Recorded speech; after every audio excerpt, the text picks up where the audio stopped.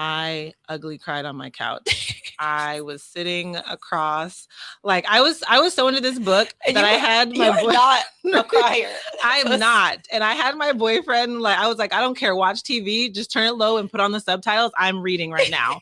And I'm like turning the pages. And then once I realized it was happening, I was like, oh God, oh. I got to get out. I'm like, oh, don't look at me. I'm horrible.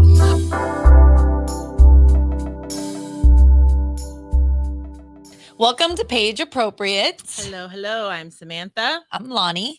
And today we're going to talk about Tomorrow and Tomorrow and Tomorrow, a novel by Gabrielle Zevin. Book review. Synopsis. So what's crazy about this book is I feel like everything, all the odds were against me for me to like it. I shouldn't like it at all. I've never heard of the author. I have no interest in video games at all. But I found it was the number one, because I chose this book for book club, and it was the number one rated, or the winner of the Fiction 2022 Fiction Prize from Goodreads, which, side note, we did not talk about Goodreads on the book club rules. Goodreads is my favorite thing. Like, they're always right. Yep. Whatever the ratings of the books, we don't really read books that are under 4 stars, I would say. Probably not even under like 4.2, really. Yeah. But it was highly rated on Goodreads, and that book was amazing. It delivered. I had no idea. This is one of those, like, sometimes with movies, I don't want to know anything about it going into it. With books, it's not necessarily the case, but this is one where I don't know if you guys read the synopsis at the meeting before, but I didn't remember it at all. So I knew nothing going. I didn't know it was about video game. I didn't know anything about it.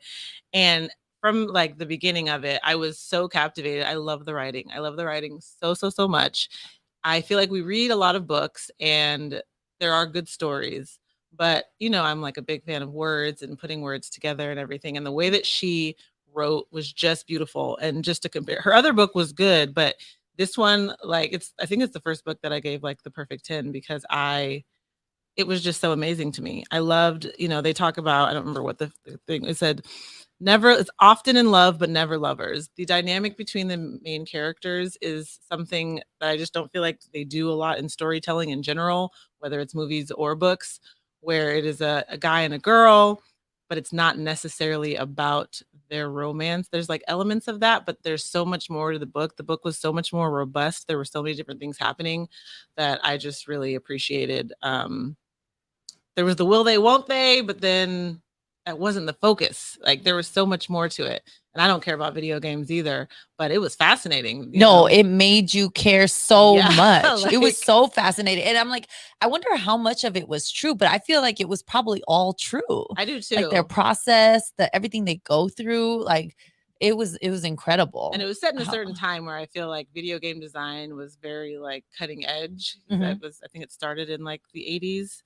Maybe 90s. Mm-hmm. And so she gave enough information that you understood what she was talking about, but it didn't get like boring and too technical, and it just like kind of drew your attention. And I know I really love this book for so many reasons. It's like those books, there's very few, but the really good ones make you fall in love with the characters. Yes. And like you're sad when it's over because your friendship with them is over. And she like developed the characters so every single character. There's a lot of, like, this book spans over, I think, multiple decades. There's, you know, just like in a regular life, you know, you meet new people come in, people leave. So there's so many characters, but they're all so unique and they're so well developed. I just feel like most books, I don't know, a lot of authors aren't just as skilled at that as she was. And I fell in love with the characters. I fell in love with the story. I cared so much about what was going to happen because it took me a long time to like start it. I think I read like the first maybe 30 pages and then I put it down for a long time. But then when I picked it up again, I basically couldn't stop. And I usually feel that way about like suspense novels. Yeah. Like, like that. This is not that kind of novel, but I was still so bought in that I don't know. I really, really loved it. You know, and I didn't realize when I read it, I said it's giving me a little life vibes. Mm-hmm. And just earlier when I was looking real quick, cramming for this test to record, and I couldn't remember the book, there were a couple people that mentioned a little life, and I didn't realize that was like a thing that people compared them. Oh. I guess the whole injury part or whatever. Yes. And it's like 3 people and one of them has an injury. But a couple of the reviews didn't like it. I just scanned some reviews. And I know that, I mean, books are subjective, I guess, like everything else. Everything. But it was crazy to me. People gave this a couple people, not a lot, because most people rated it really well, but some people gave it 1 star. I also feel like some people just want to be that person Assholes. that says, you know, the person who gives the bad review. They want to be somebody who ruins the Rotten Tomatoes, you know, like perfect score. Because honestly, there's not very much, like, even if you could pick out small bad things about it, it's not anything to like bring it to a lower level. So I feel like those are just haters, essentially. Yeah, they are. But yeah, I guess we can talk about the themes of the book, or just go into it and then give some spoilers. Yeah, I wouldn't listen past this if you don't want the spoilers. Okay, can we just go? So, you know, it's about Sadie and Sam, who's later goes by Mazer, whatever you want to call it. They meet in the hospital because Sadie's sister is sick. Sam has a crazy injury with his foot. They meet as kids, and then basically they have a falling out as children because the little girl was a liar. Sadie was out here. She was gaming the system. That's what she was doing. And he finds out. And so anyway, they kind of lose touch. Wait, you think she was at fault? I mean, you think that was a problem? Because it started out like she was volunteering. She didn't know that she was gonna, you know, fall in love, like friendship wise, with him. No, was she supposed to stop getting that? No, she was supposed to just say that. She was supposed to, like, you know, because she knew it was wrong, because she was sneaking about it, and she didn't tell him for so many years because she didn't want to hurt his feelings. Yes, and it's like, if he doesn't know, then what's the problem? Nah, man, I feel like, I mean, well, the problem was he did find out, and he was upset. Exactly. And they weren't friends for like 13 years, which is an ongoing theme, which kind of like pains me, because I feel like they're such a good partnership that every time they didn't talk, and it happened more than once in their lives, I was like, you guys got to get it together. Like, just get back on the same page so you can make great things. Yeah. But yes, I thought. Wait, so do you think we should do this like as if people didn't read the book? No, you're right. Because I think it's too complicated to explain this book. It's going to be like 2 hours. Yeah, I'm like, no, it's hard to without the context, but it's like, okay, if I can just jump in, you know, if I can jump into like. Okay, one of the really surprising things about this book to me, I think we talk about it like people have read it. Yeah. Was that Dov wound up being good. I was waiting for him to be the asshole. Masculinity personified. It was like the age. He was, but he wasn't. He was because he had a relationship with a student. Yes. I know, but you know, like, and also he manipulated the shit out of her. Weird. And also he was married. Oh, and had a whole other family. I forgot about that part, because he did get a divorce later. Yeah, but it took so long, and he did that string along thing where it's like, oh, just a little bit longer, and then I'll be able to. That's what I'm talking about. Yes, the fact that he was a professor, but also the fact that he's like have this relationship with this young impressionable girl while he has a whole family in Israel or wherever it was, and kept on like essentially like lying to her and saying like, oh, I'm gonna divorce. Oh, we just need a little bit more time. But I agree with you that I really thought he was going to be bad throughout. And for him to show up the way that he did at the end, and without ego, because I feel like he was an egotistical asshole like in the beginning, and just like give them everything they needed and not kind of claim any ownership of it. I feel like that's a very rare characteristic, and most people, period, they would want, you know, with the fame and the success that they saw, most people would want a piece of that. Yeah, so he wanted no money or anything. I would agree. That was one of the most shocking things. And then the other one for me was Marx's death. I ugly cried on my couch. I was sitting across, like I was so into this book that I had my not a crier.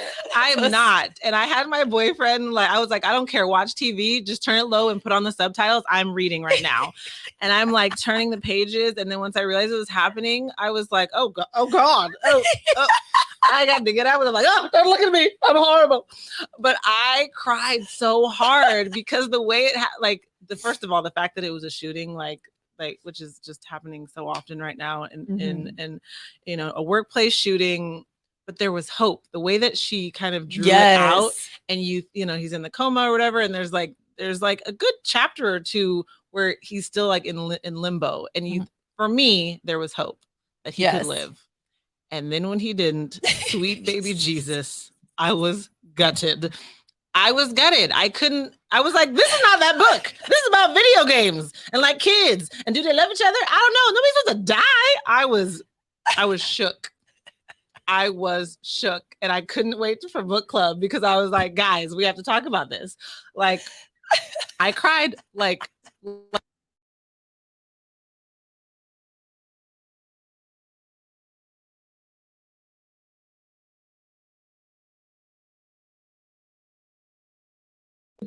it's kind of like those books, like, I don't know, with like other worlds, like Harry Potter and stuff like that. I'm like, who thinks of all these things? That's how I felt with the different like levels and layers.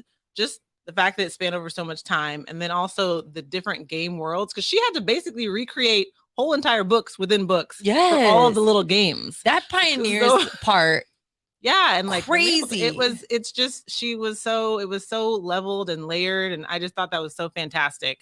Yes. But no, Mark's dying was just painful for me, and he was such a critical part of their story.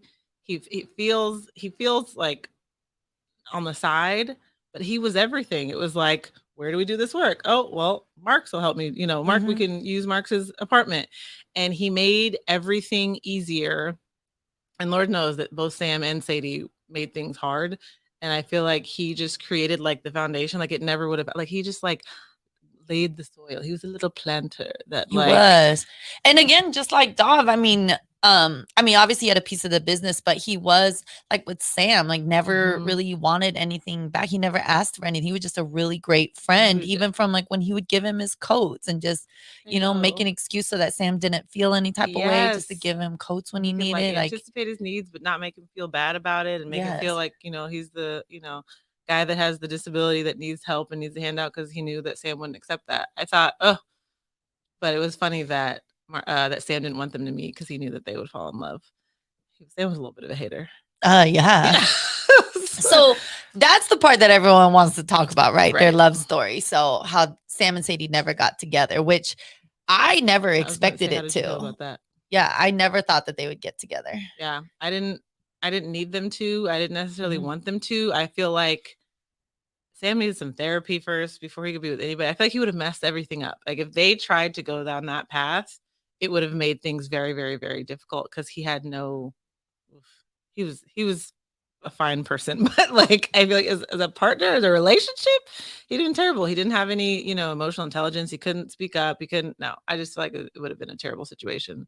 But no, I didn't want them to be together. It didn't make sense. And you know, Sadie said at some point, like, but this whole time we were together, like we were in a relationship. And I thought that was a very interesting kind of perspective of like the different ways that you can be in an intimate relationship with someone, because they were together for so long and they were each other's priority, whether it was the work or whatever you want to call it. But I didn't want them to be together. But I know a lot of people did. I feel like in the book club, people were like, oh, people want it to be a romance novel. Yeah. And that's my favorite part about it, is that it wasn't just that. Like there was elements of romance for sure, like Mark's and Sadie's and everything. But I didn't want it to be a romance novel. I want to, you know, we have enough of those. We do.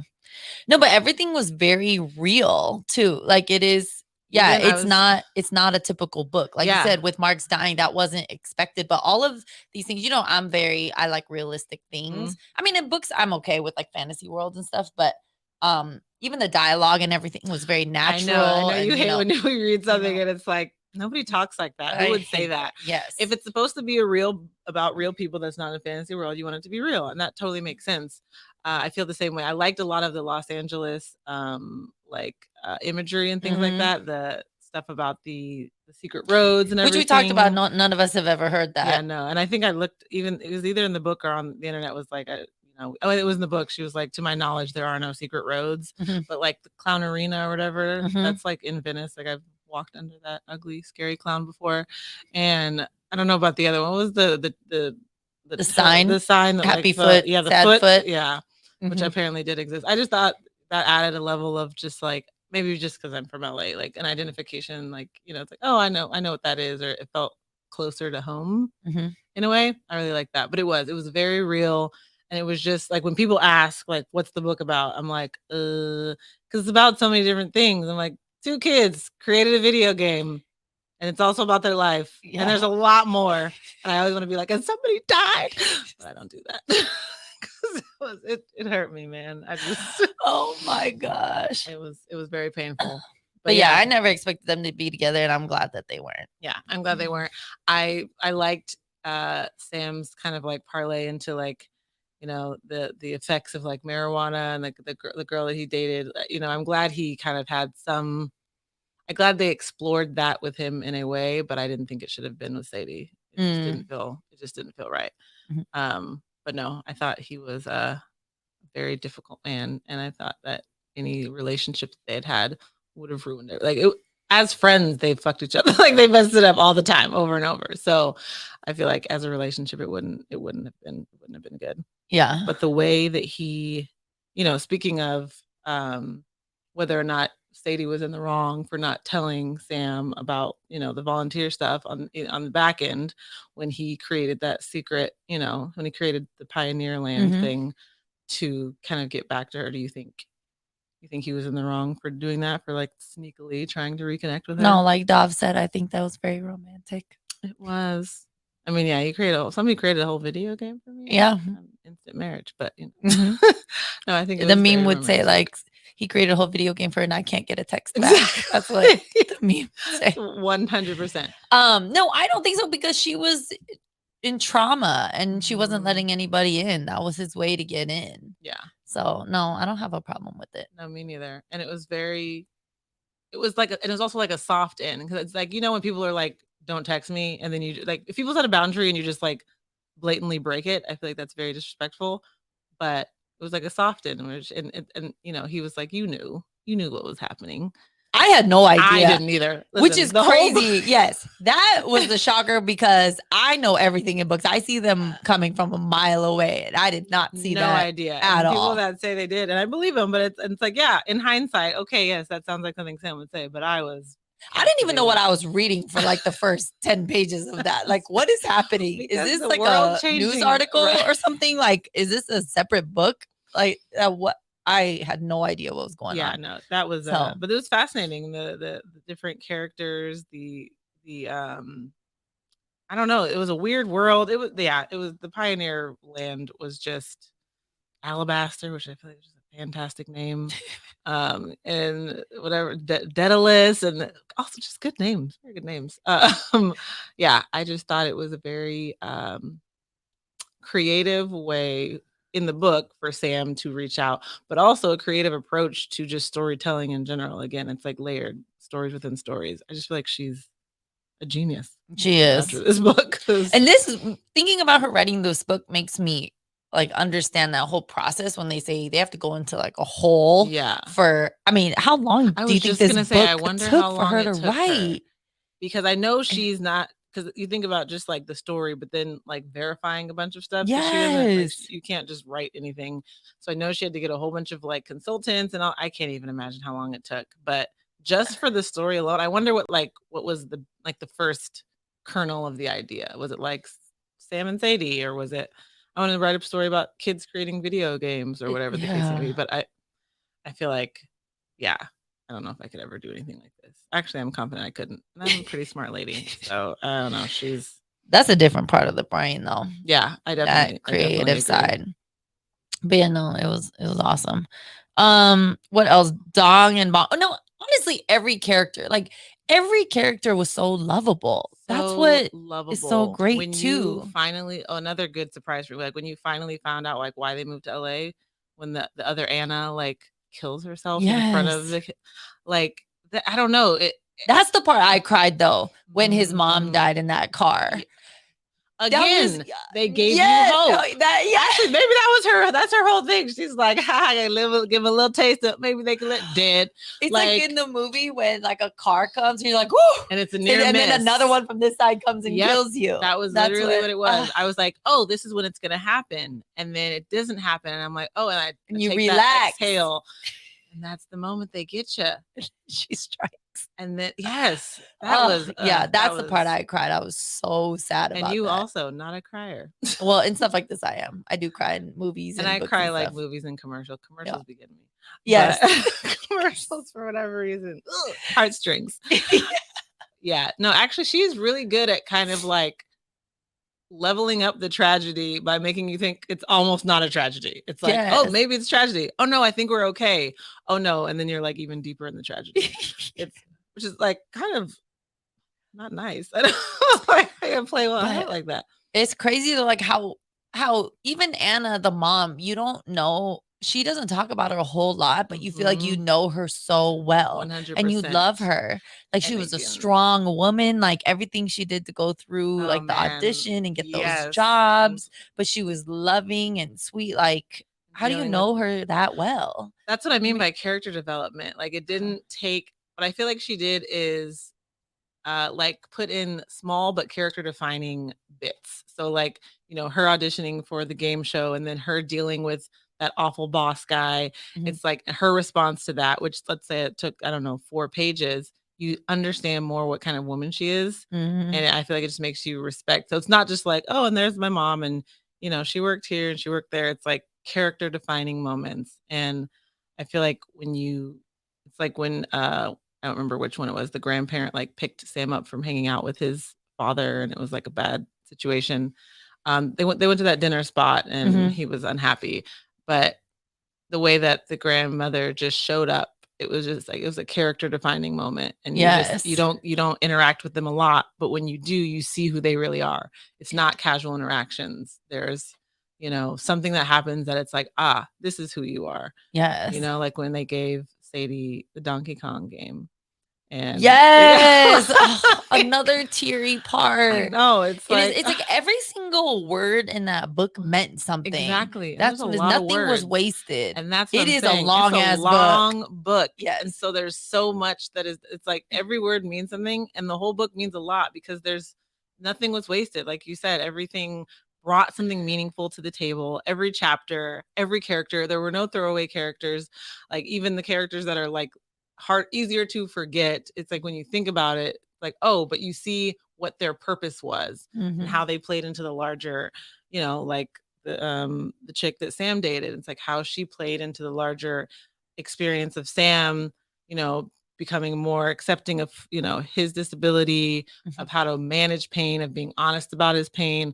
All that I feel like came from that chick, and I don't remember her name, but like me neither. Is that Alice? I don't know, but yeah, I just feel like every word meant a lot, and every character, you know, Mark's parents, that little bit, but you understood, like, and I have such a picture of them in my head. So like, are they doing the book? I mean, are they doing the movie? I hope adaptation? Not. I hope not. It's never good. It's never good. It's never going to be good enough. It's never going to be in a as book good like as this. I have such distinct images of what each of the people, even if it's not how they look, because I feel like there was a lot of like ambiguity when it came to like appearances and like race and things like that.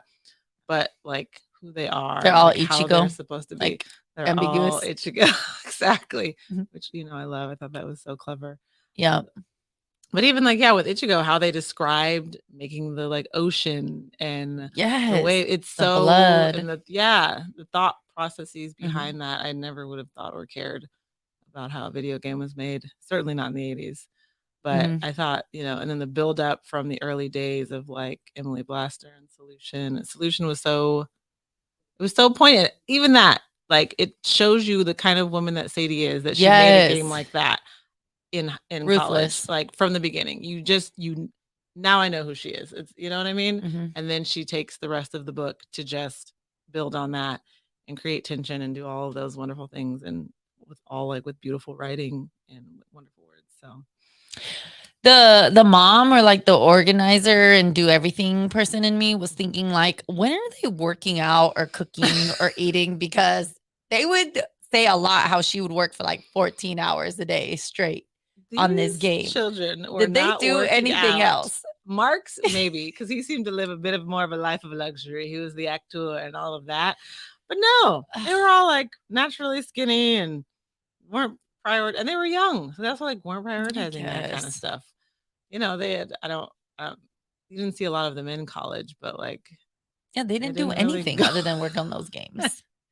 I have no idea. They really did not do anything else. I didn't realize that till one just now. element of it not being real. No, but they probably didn't. I wonder if those kinds of schools, though, they just like, once you get into a space like that, they just let you like.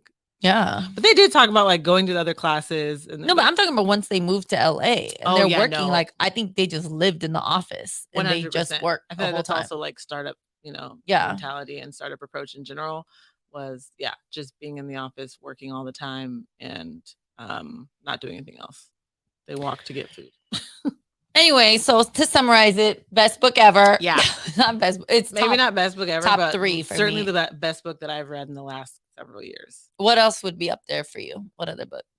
I am A not. Little Life is up there. And You got to read that. The one still they compare haven't- this to. Yeah. I don't remember a lot, but A Little Life is same vibes. Like you love the characters and you're sad. Like it's very similar vibes. Yes.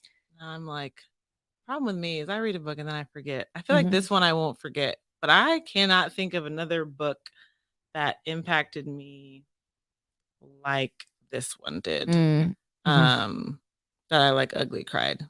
I did like, you know, those World War II, All the Light We Cannot See. I really liked that one. Lilac Girls was really good. Yeah, that was at the end of my. I didn't read it, but I got it, and I was like, I've read too many of these kinds of books. I can't do World War II anymore. With the concentration camps. You're done. Yes, 100%. I was done. But no, I just feel like this book made me forget everything else. Maybe we should read A Little Life. Let us and talk about that. Yeah. Yeah. Anyway, all right. Our time is up. We've overstayed. TikTok. We've maxed it out. Hope you enjoyed this review of Tomorrow and Tomorrow and Tomorrow. Check it out where books are found.